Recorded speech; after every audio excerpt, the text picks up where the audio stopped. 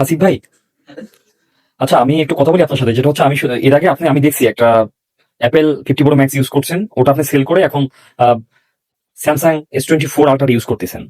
আসলে অ্যাপেল তো একটা নামি ব্র্যান্ড, যেটা শুনছি স্যামসাংও সেম, কিন্তু আসলে আপনার কাছে কোনটা ভালো লাগতেছে এবং এআই এর জন্য কোনটা সেরা আসলে?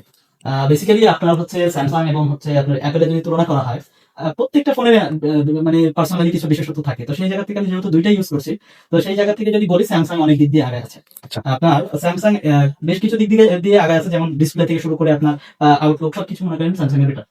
আর সব থেকে যেটা আমার কাছে ইন্টারেস্টিং লেগেছে সেটা হচ্ছে স্যামসাং এর এআইটা। আচ্ছা। আপনারা একটু কাছে আসেন, আমি আচ্ছা, একটু আপনাকে দেখাইতে পারি স্যামসাং এর এআই ফিচারটা। আচ্ছা, স্যামসাং এর তো ফ্ল্যাগশিপ ফোনে স্ক্রিন থাকে না, এটা তো অন্য কোনো ফোনে নেই। স্যামসাং এর নেই, আপনার হচ্ছে ফ্ল্যাগশিপ ডিভাইসের সব ধরনের পেন দিয়েছে। আচ্ছা, এবার আমি এখান থেকে একটা ইমেজ চুজ করছি। ধরুন আপনার এই ইমেজটা চুজ করলাম, ঠিক আছে? এখান থেকে আমি এই ব্যক্তিকে বাদ দিয়ে দেবো। মানে সেটা কি পুরোপুরি সম্ভব আসলে, না একেবারে সুন্দরভাবে সম্ভব। আচ্ছা, আপনি বুঝতে পারবেন না যে এই পাশে একজন হচ্ছে পার্সন ছিল। তো জাস্ট হচ্ছে যে এআই ফিচারটাকে আপনি ওপেন করবেন, তারপরে এখান থেকে অবজেক্টটাকে আপনি সিলেক্ট করবেন। তো এই জায়গাতে অবজেক্ট হচ্ছে এই ব্যক্তি, তো আমি এটাকে কমপ্লিট ভাবে সিলেক্ট করলাম, দেখুন, ঠিক আছে? এই যে, ঠিক আছে, এটা কি অবজেক্টটা সিলেক্ট হলো। আমি এখন এখান থেকে ইরেজ করে দেবো,